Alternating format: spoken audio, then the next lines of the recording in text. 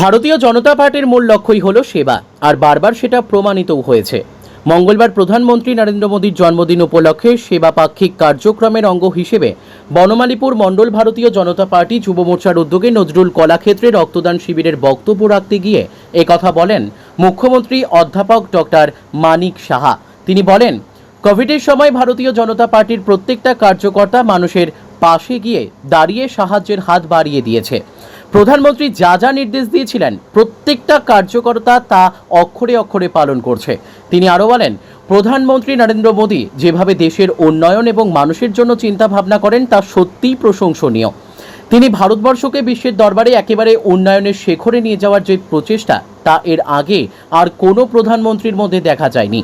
আগামী দিনে আর এইরকম একজন দক্ষ, বিচক্ষণ ও মানবদরদী প্রধানমন্ত্রী পাওয়া যাবে কিনা তা আমার জানা নেই। গরিবদের জন্য যা বলেন তাই করেন। আমাদের সেবাই ধর্ম, আমাদের ধর্ম, সেবাই আমাদের পার্টির মূল লক্ষ্য। এবং বারবার আমরা পরীক্ষায় উত্তীর্ণ হয়েছি। কোভিডের সময় আপনারা দেখেছেন আমাদের পার্টির, ভারতীয় জনতা পার্টির প্রত্যেকটি সৈনিক যেভাবে মানুষের পাশে গিয়ে দাঁড়িয়েছে।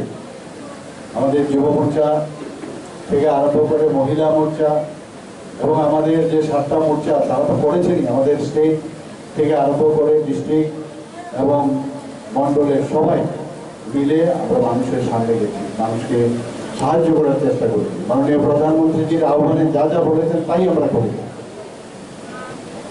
আজকে সত্যিই আমরা ভাবছি যে আমাদের এই যে একটা গোল্ডেন এরা, যেটা মাননীয় প্রধানমন্ত্রীজি যেভাবে দেশের সমৃদ্ধি, দেশকে সুরক্ষার ক্ষেত্রে যেভাবে কাজ করছেন, আগামী দিন এরকম আসবে কিনা আমার জানা নেই। যা বলেন তাই করেন।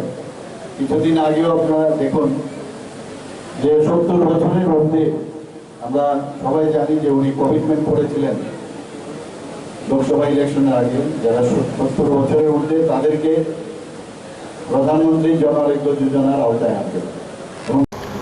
এদিনের এই অনুষ্ঠানে এছাড়াও উপস্থিত ছিলেন বিজেপির রাজ্য সভাপতি রাজীব ভট্টাচার্য, যুব মোর্চার সভাপতি সুশান্ত দেব সহ অন্যান্য নেতৃত্বরা। Bureau report, news daily Bharat.